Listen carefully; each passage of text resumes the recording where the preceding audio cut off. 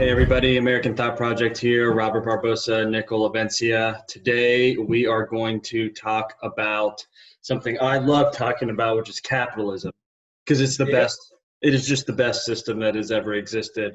It's the most fair, it's the most equitable, it makes for the most prosperous societies, and it's utterly um, inextricable from the idea of individual freedom. And at American Thought Project, one of the major pillars that we're committed to is individual rights and individual liberty.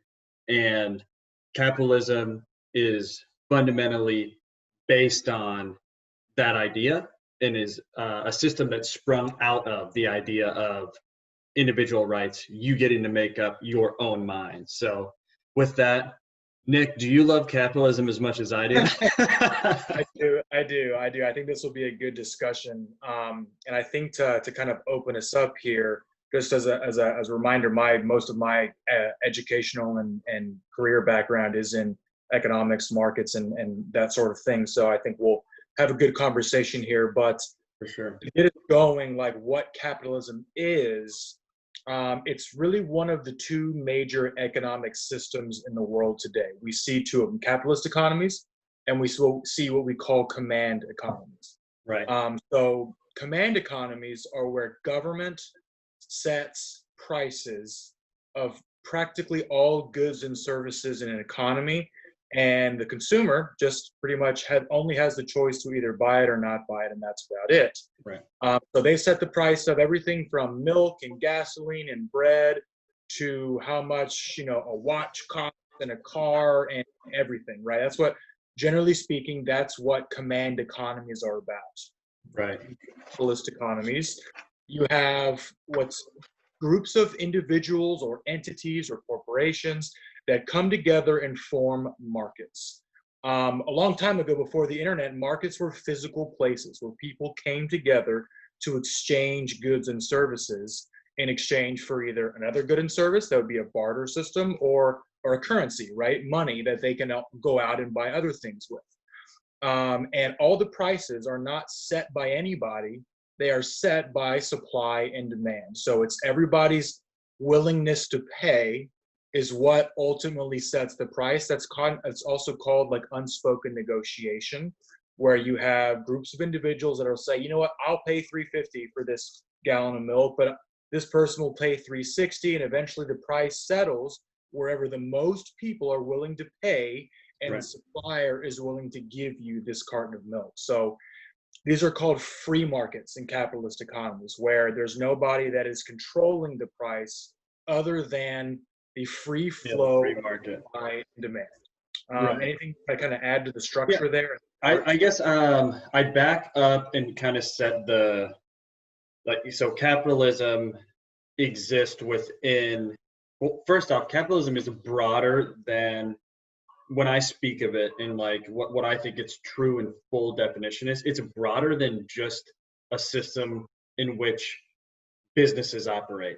Like, to me, capitalism is also a moral system based on any exchange of anything, whether it be a product, whether it be labor, whether it be time, whether it be an idea, all rooted in mutual consent between two or more parties.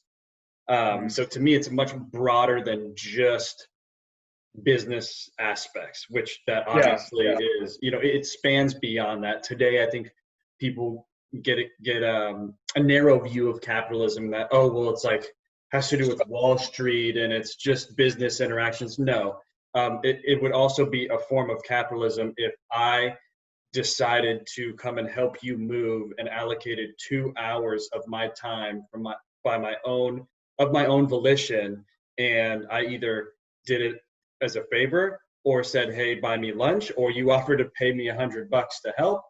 That is also an application of the capitalist idea, right? Yeah, there are things other than monetary transactions that we refer to in capitalism. I think that at the heart of it, the reason that it works is because capitalism focuses on whoever has a stake in the transaction, whoever has an incentive for it to go well or in their favor, is the one that's going to be putting up their time or their money or their effort or whatever. We see this in our legal system, right? We have an adversarial legal system. So both parties get a lawyer, and they have incentive for them to, now in our system, we have incentive for people to bring grievances in front of the courts for them to decide, as opposed to government saying, you do this, you do that. And the big problem with government is that government typically doesn't have a stake in the transaction. Like you just mentioned, you coming over to help me move, the government has no say and no benefit. Right. It would be arbitrary. You are sacrificing time and effort in exchange for coming in and helping me do something. Yeah, if they tried to regulate, if you applied command economy tactics to that situation, there'd just be arbitrary decisions that would not be rooted in any real transfer of information. So like I would define capitalism as a social system based on the recognition of individual rights, including property rights, because property is just an extension of the individual. It's something mixed with labor and or your intellectual thoughts, in which all property is privately owned. That's kind of like the broad definition of capitalism, and it exists within economics, which also economics is broader than just money. So economics is the study of limited resources with alternate uses. So the medic on the battlefield has three wounded soldiers in front of him. One has a bullet wound to the leg, and it's through and through minimal bleeding. The second guy has his entire abdomen, the entire thorax is gutted and everything's hanging out of him. And then the third guy has a pretty bad severed arm and an artery that needs to be restricted, and a good amount of gauze and compression sling needs to be put in place, right? That's an economic problem. If the medic only has enough to treat one, who is he going to treat? The guy who's probably not going to live regardless, the guy who can literally pack his wound with dirt if he needs to and he'll be okay for the short term, or the guy who, if that limited resource is used, he can save him from bleeding out or having to have his arm amputated. That is an economic problem. So right, that's called that example is it's much broader than just this, oh, it has to do with business. Oh, it has to do with stock. No. This is a much broader system. And then all of these other things that I just mentioned exist within that framework. Right. We call this the problem of scarcity. The problem of scarcity is the nature of our world, where everything that we have, or at least most things that we have, are scarce. And that does not just include goods, services, money, right? It includes the most scarce resource that we have as humans is time, right? You have a certain amount of time to allocate to whatever you want to do. And that's also why I think the reason we're discussing this is that capitalism is by nature an extension of freedom, because without free people, the system does not work. And it's all about people that have the ability to go out and transact in the environment, whether it be a financial transaction or otherwise. They need the freedom to be able to go out and do that, which is how that system works, as opposed to command economies where government allocates your time and resources and ultimately your freedom. Right. So I think let's maybe give a capitalism definition, like a couple more rounded or viewpoints, and then kind of what I think the misconception is. So there's I think the two polarizing ideas around economics in general would be Adam Smith and the invisible hand, and then John Maynard Keynes and the Keynesian, I think that's how you would say it. Keynesian idea of no, there needs to be a more energetic involvement of regulation. You can pump money into a system, artificially, and we're not going to get into all those nerdy things, but I do like Adam Smith talks about capitalism. Both parties to an exchange can benefit. He says both parties of an exchange can benefit, and that so long as cooperation is strictly voluntary, no exchange will take place unless both parties do benefit. So Right. that is the beautiful thing about capitalism, is that Wait. coercion cannot exist. There is no coercion. Two parties have to agree. And I think that's why you see capitalism in the Western world, and specifically in America, there's so much enthusiasm behind it, because it's literally tied into the very idea that is the American idea, right? That we sprung out of the idea of individual rights and the dignity of the individual. And kind of everything spawns out of this idea. And the government sanctioning prioritized decisions in an economy is not part of this American idea, right? Yeah. And I think the misconception today is, oh, well, capitalism has failed because, it's just the big companies get all the support from the government, they get subsidies. But stop you right there. That is no longer capitalism. That might be crony capitalism, but as soon as you mix in political power with economic power, you are not operating under the true definition of capitalism. Subsidies are antithetical to the idea of capitalism. We could probably have a whole episode on subsidies and how they suck. Yeah, well, we could talk all day on those things. And I think we'll get in just a minute. We'll get to, I think, problems that we see in our system today. But to kind of give one final depiction of how you can see this in our country today is actually one that we are all very, very familiar with.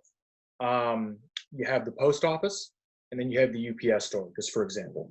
So everyone has probably been to both. And when you go into the UPS store, generally speaking, at least in my experience, and I would imagine a lot of people agree with me, you get better customer service. You get a nice, clean experience. And why? And all of this is because the UPS store has incentive to ensure that you have a good experience, that you're satisfied with their products and services, that you're satisfied with everything that their business does and what they stand for. And then the hope is that you will come back and transact with them again. Again, this is down to economic incentive to transact with another party. Whereas when you go to the post office or the DMV or any other government facility, do you get that same feeling that they really are so glad you're there, that they just can't wait for you to come up to their desk? No. When you come into the post office or another government facility, and again, this is a generalization. I'm not trying to say anything bad about postal workers, but the government does not have an incentive to transact with you. They're just providing a facility to do something, but that's typically why you get poor customer service compared to private enterprise that has an incentive to hope that you come back, whereas the DMV does not care. Yeah. That's a really good depiction of, I think, of how we see a stark contrast between government facility and private enterprise in our country today. Yeah, and while you were saying that, I was like, let's back this up with some numbers, right? Because I would continue to push this forward as well. Like, there's so many examples, all the way from Vanderbilt and the steamships and how he utterly destroyed the U.S. economy and companies that were subsidized. Same thing with the Transcontinental Railroad. I believe the guy's last name is Mill, and he had a fully private Transcontinental Railroad that was more efficient, actually made money, and was executed quicker in the north. I think it was out of the Pac Northwest, whatever. So there's so many examples. But you were saying that, I was like, let me look up how much money does the post office lose every year. Well, it lost $4 billion last year. It's on track to lose $7 billion this year. No company can function on that. So, like, what was FedEx profit in 2019 to compare? One, if you sustain multiple years of billions of dollars of losses, you will not be in business. So in 2019, I'm not going to go all the way into it, but it looks like their net income was $540 million. The point is, they actually make a profit, and the post office is losing billions of dollars a year. That's a perfect example of how the private sector does everything better outside of, well, there's even an argument that protecting and securing our rights could be executed pretty well in the private Right. sector as So, well. so like so in that example, if the UPS store were run by FedEx, they would do one of two things. They would either A, shut down, stop doing business, right? You're better off not operating than operating at $1 billion loss, right? Right. Or two, they would change what they're doing so in hopes of possibly turning the business around. So what we're getting at here is that government does not have incentive to reduce waste, whereas private enterprise does. It has every incentive out there to not make a bad product, give someone a bad experience. Whereas government, that is why when you think about government and you look at the bureaucratic institutions that we have today, and you look across them, waste is the thing that comes to my mind. Lack of inefficiency, right? Because there's not incentive to operate efficiently. Whereas on the private sector side, generally speaking, if you're not operating efficiently, you go out of business and then you cease to exist as an entity. Because the private, to kind of tie it back down to the more simplistic, I don't know, explanation we're trying to have here, because you and I can talk all day about this. It's because the private enterprise depends on mutual cooperation. When something is sanctioned by the government, it does not. You are forced.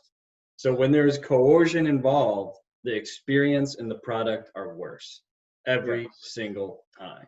So with that in mind, like, I think that kind of dispels this idea that, oh, capitalism has failed because the government's involved. No, as a true capitalist, a libertarian and capitalist, I don't want the government involved in any of the monetary exchanges. I don't want them involved in any of that stuff. I don't even want them issuing marriage licenses. It needs to be two mutual parties agreeing to a mutually beneficial decision, right? So crony capitalism is one thing, and it exists in the type of economy that we're in. We're not in, I think this is another good point, right? We're not in a truly capitalist society. No one in the world has ever existed in a fully capitalist society. We're in a mixed economy. It just so happens to be the closest in the highest percentage of capitalist ideas in the US, and we've gradually become less and less and less capitalist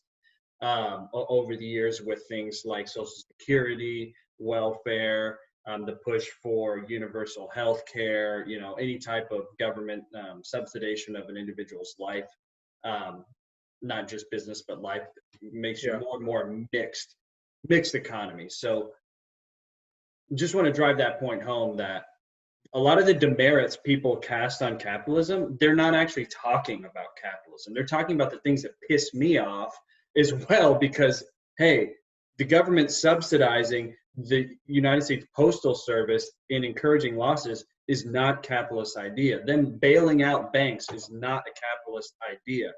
Bailing out motor companies is not a capitalist idea, right? This is people not paying the consequences for bad decisions. And in the capitalist society, everyone pays tremendous cost for bad decisions, as they should.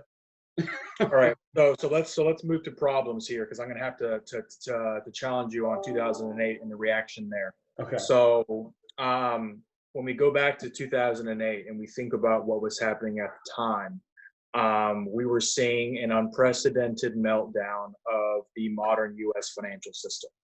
And I think in many cases where we run into problems and we have debates about government intervention and regulation in general, is when sometimes pure free market, invisible hand, Adam Smith style of capitalism actually creates pretty nasty and undesirable outcomes.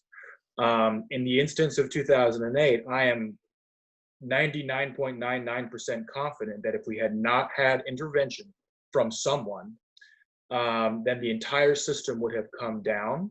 And disaster and correction is part of a capitalist system where bad decision makers are wiped out and then new capital comes in and replaces it. But guess what, guys? In 2008, if we had allowed that to happen, there was pretty much a certainty that the capital that would have replaced the US banks would have been Chinese.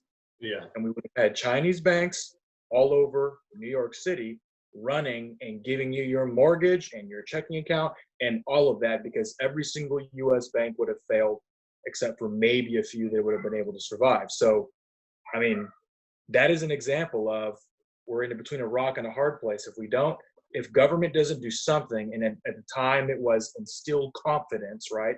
If people's confidence in a market fails, the market itself fails, right? If you were afraid to go to a marketplace to buy goods because you thought there was a bomb or a virus there, then the market collapses and people don't transact. So that was an instance where I think we needed capital injection, and without it, our system would have collapsed and been replaced by someone else.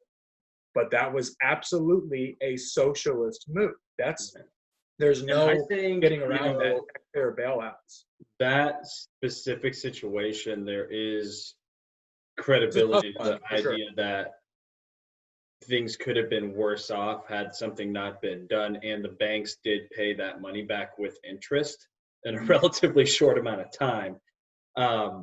So yeah, I mean, there are certain instances where the pure capitalist ideas have friction with national security, just larger issues of a functioning society in the short term. You know, I would say the net outcome of 2008 is probably a misnomer and an anomaly compared to most government intervention, like the fact that these banks paid money off with interest, you know.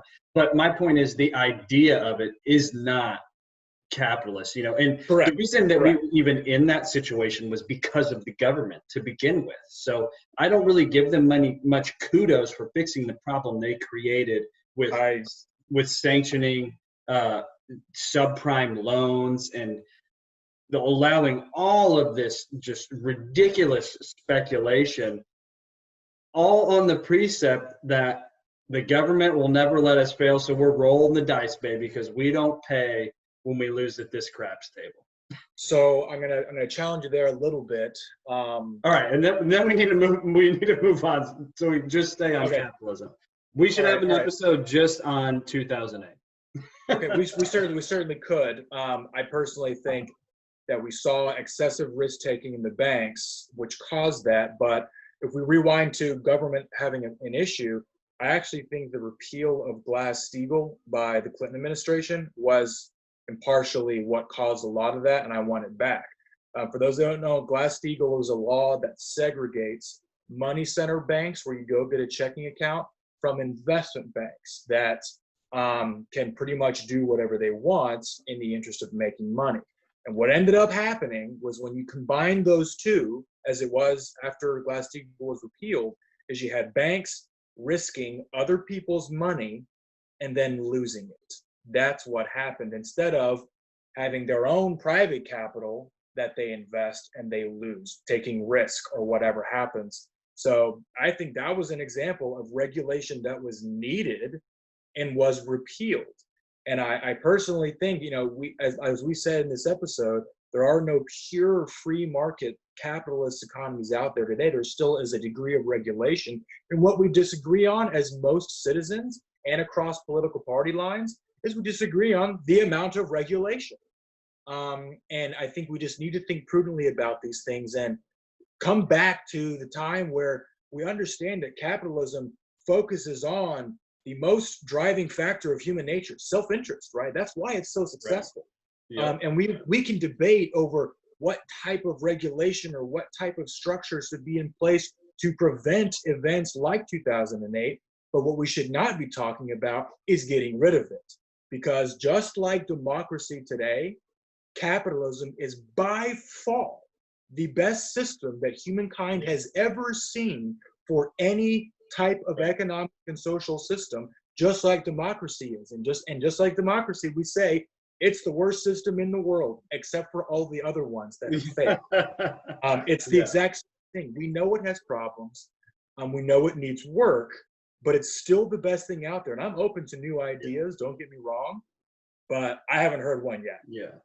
And I mean, not only is the claim that capitalism is the best system backed up by statistics, like just compare every country in the specific time frames when they enacted different types of societies, like Wealth creation. what I think it was in it was either Here's a cool stat. There was more wealth created after 2000 to today than in all of human history before. yeah, That's kind of a exactly. mind-blowing stat. And Right. that is absolutely a function of free markets working over time. 100%. When you think about wealth creation and lifting people out of poverty. Go ahead. Right. So not only do all the statistics just prove it, I mean, it's literally, if you just look at graphs of GDP growth before capitalist society started to exist, I mean, it is ridiculous. It's the most steep hockey stick ever. If you look at China, chugging along, and they don't even have fully capitalist, and they just implemented a little bit because they've got really hard work ethic in that culture. They've got a lot of different benefit, or what's the right word I'm looking for? Good characteristics that were latent, just sitting there, not being used, and then boom, spikes. Japan, same thing. Japan was basically integrated. Yeah, Japan's the big one. Japan for a long time had absolutely very little or no contact with the outside world up until like somewhere around like the 19th century. Right. They were like all secluded on this island, and they're one of the only, besides I guess South Korea, like a open democratic capitalist society in Asia, and they have the third largest economy in the world with like 130 million people. Right. They have 330 million. Right. So that's you look at the maps at night of North versus South Korea, command economy, no freedom versus capitalist economy, freedom. And it's like dark at night and bright during on the southern side. And same thing, like look at the UK compared to a number of states in the US. Look at the entire EU, if you want to compare Western world to Western world to the United States, and specifically the states that are most free economically. One other quick point on that, I think it was in Free to Choose by Milton Friedman, where he talks about how powerful this idea of capitalism is, and the idea of people exchanging with one another voluntarily is so powerful that it can supersede the actual culture in which it exists. And he compared India to Japan, and Japan is much more control in terms of culture.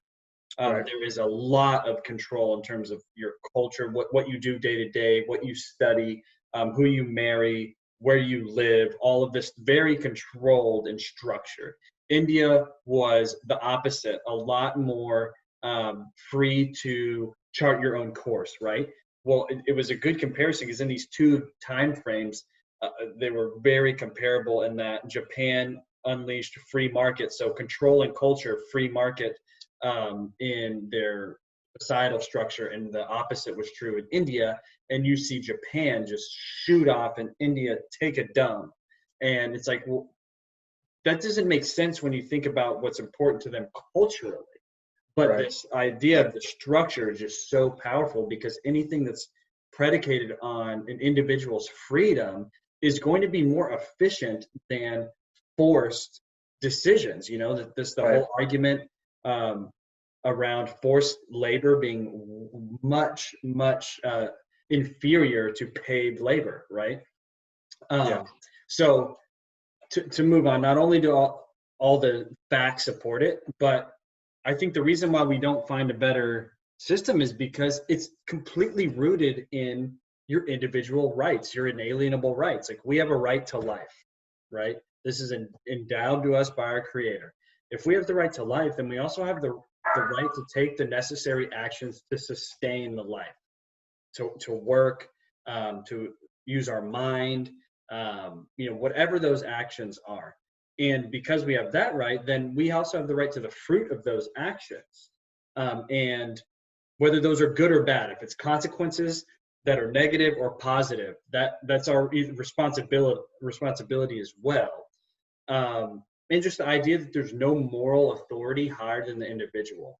In the both, I think we hold that to be true, and then the capitalist system definitely does as well. The collective does not get to coerce the individual. That to me is why you cannot find a better system this side of heaven, because no matter how good capitalism is, it will never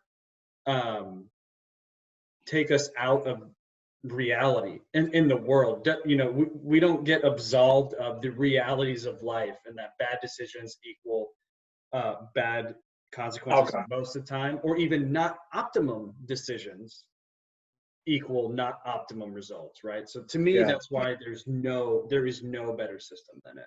Yeah, and I've obviously the two of us have a lot of good things to say, and I've got plenty of criticisms as well. And I think for everyone watching, we should definitely don't mistake Robert and I for having or anybody for having blind faith in the system. Yes, we believe capitalism is the best economic system and by extension social system in the world. That doesn't mean it doesn't need a lot of work. And it doesn't mean like any machine, it requires maintenance and upkeep, especially as the world changes. And I think the biggest problem that we see today is we have entities, corporations, groups that have amassed economic power, okay, and they are translating this economic power into legislative and legal power, and ultimately changing the rules of the system to benefit them. We see this in patent law, copyright law, bankruptcy law, intellectual property in general.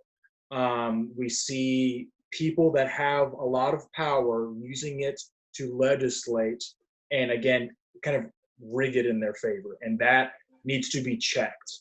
Because no one loves don't get me wrong, it is an illness that has to be changed. Go ahead. No one loves legislation that regulates things in an economy more than the top couple dogs in that economy. Because when you put, this is the reason why you see Mark Zuckerberg begging for regulation in front of Congress, because you create a monopoly now. When the government comes in and makes regulations that are costly, they incur a lot of costs to meet these regulations. It stifles competition. It creates barriers to entry into that market. So when you have all of these various regulatory metrics that you have to meet, there's a artificially high, in many cases, artificially high barrier to entry. So that's what Mark Zuckerberg loves, social media regulation, because no one can compete with his P&L, with his profit and loss statement. He has more operating cash flow than any of his competitors. He can incur these costs, and the little startups can't, right? And now the flip side of that is, we don't want, generally speaking, as a society, we don't like monopolies. The reason we don't like monopolies is because they don't operate an efficient method. They don't operate efficiently, meaning they can set prices higher than the market would normally allow in a competitive environment. And this is what creates what's called anti-competitive behavior, which the consumer pays the price for. We don't like monopolies, and the only people that can technically stop them, no matter how they're formed, is government. Government has to come in, and whenever you see antitrust lawsuits, that's the government stopping monopolies from forming, and that's good for a system, because if it goes out of control, you end up with a few firms dominating, and the consumer is the one who ultimately pays the price. So there's good regulation and there's bad regulation. Don't let anybody tell you that it's all good or it's all bad, because it's just not true. See, I think there are certain things that we need to keep out, and certain regulation that, like you said, is costly, frivolous, and poor when it comes to guiding an economy and restricting behavior. Right. So I think it's important to distinguish forced monopoly or coercive monopoly, which would be anyone that developed in today's society with government involved, and just a true non-coercive monopoly, much like Standard Oil was before the antitrust laws, which I think the antitrust law is a terrible law. on its face personally, but that's likely going to drive a lot further discussion. But a non-forced monopoly cannot exist for long periods of time unless it continues to deliver on the need of the consumer. Because if it is purely based on individuals agreeing to pay a price for a product, it will only, if the company decides to jack up the price, that will only last until a competitor comes in and undercuts the price at the true market value. The true market value always has the ability to undercut the monopoly in an unforced, non-coerced monopoly environment, and it will force either the price down or the previously monopolistic company to correct their price. So right, to act in a competitive behavior, right? Right, yeah. And here's an example of actually monopoly that we need and regulation that we need. Utilities, okay? Government does not allow utility companies to either A, go bankrupt, because obviously that would be bad because the lights go out, and two, they don't allow utility companies to price gouge, right? We don't like price gouging. So if the utility companies just increased your electricity bill 4,000% over the summer just because they felt like it, that would obviously be bad. What if they did that to your water bill, right? That would obviously cause problems. And so we as a society have come together and said, you know what? We need regulation and governments to control the power markets so that the consumer has a reliable access to power so that society can function. And the reason we don't want all kinds of competitors coming in to that market and the government keeps them out is because if there's too much competition, those power companies fail, they go bankrupt, and then we have no power. So that's just one example of an area where we want intervention, but for generally speaking, we don't like that as a society. But again, the point of this episode is that instead of looking at some bad examples in capitalism, being like, wow, this system sucks, get rid of it, right. And worse, go back to an even worse system, socialism, which is proven to be bad. Instead, what we are encouraging here is that people just need to have a good debate about the methods of intervention that we need from government and those that we don't. Right. And continue to have this debate to continue to maintenance and take care of this machine that has built pretty much the more human prosperity than human civilization has ever seen. So I agree with a lot of that, but I got to push back on this utilities thing a little bit. Before I wanted to make another point, but so I'm much more in the vein of like the government should be involved in just about nothing unless it is involving the protection or sustaining of individual rights. So with the example of the utilities, I actually think in a competitive environment, regardless if companies come in and other companies fail, there will always be incentive to meet a consumer need, even in the powers market. And I think the reason that companies wouldn't be able to increase your power bill by 4,000% over the summer in a fully free market is because someone else would come and take that business from them.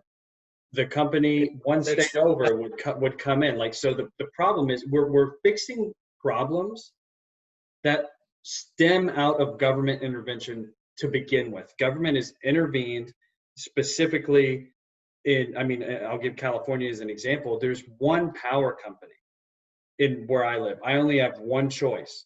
It's a forced monopoly. If I move north a couple miles, there's another company, one forced monopoly. They can charge whatever they and the government collude, the true sense of collude, they get to decide to charge me that. If there were multiple companies, even if some fail, the company that services my in-laws that are 2 miles down the road would pick up my power needs, right? They would come in, and any disruption would be so short because there'd be a financial incentive to meet the need of the consumer. So I actually think the fact that the regulation exists in the first place, it's an example of collusion of companies with the government. It certainly is. It is breaking things up. Like I have one option for TV, for cable TV in my area. That is purely because of government intervention. They've literally broken it up like an oligarchy would and say, hey, you got the south side, you got the north side. I disagree with that. And I think that's totally separate from power. And I guess we'll just agree to disagree on this Right. one. Yeah, that's Yeah. something we can have another spirited discussion on. But I want to make this point before I forget. So to the point of, capitalism being the best, and there's obviously problems, but I think the problems are really just realities of life. Like, we are never going to, capitalism also admits that we're not in a utopia, and there's Correct. going to be mess wherever humans are. But the problem that I have with the alternatives, like socialism, like I do not like Social Security. I think it's terrible. It's the law. If you and I did that same It's a scheme, by definition. we would go to jail. Yeah. It is a government-sanctioned illegal activity. I don't like welfare programs. I don't think medical care is a quote-unquote right, because you can't have a right to someone else's service. We've talked about that before. So here's what it all comes down to. In the mixed economy, or in the socialist economy, they say, oh, well, the greater good, like, it's good that everyone has education provided for them. It's good that everyone has healthcare provided for them. It's good that people can retire with, quote, dignity. Yes, these are good things. But at the end of the day, you have to be okay violating one individual's rights in order to achieve that desired end. So what you're really doing is you are prioritizing certain individuals over other individuals. So say I'm 40 years older than you and I'm retired. The government is coming to you with a gun and saying, give me your money. If you don't, there's a gun at the end of this law, like there is at the end of every law.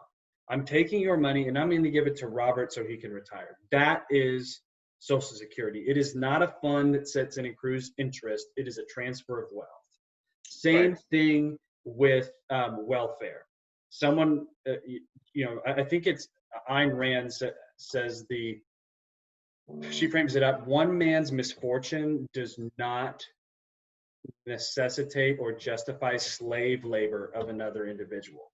Because if you fall on misfortune and something bad happens to you and you can't work and you can't provide for yourself anymore, it would be morally upright for me to help you.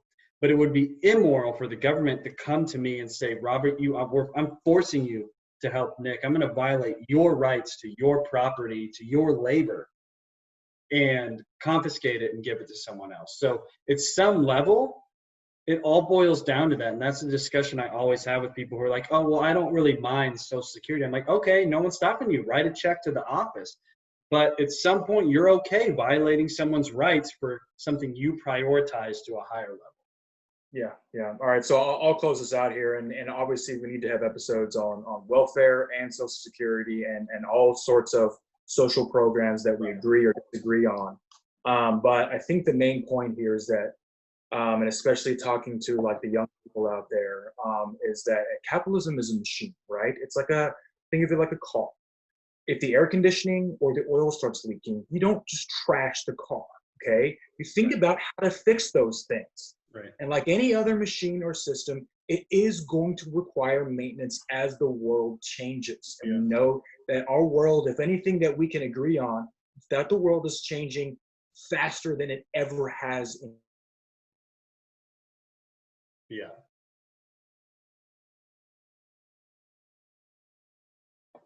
Well, I'm going to go ahead and close this. The right methods of having this conversation and making sure that we're just having healthy debate, instead of just trashing something because we don't like a few outcomes.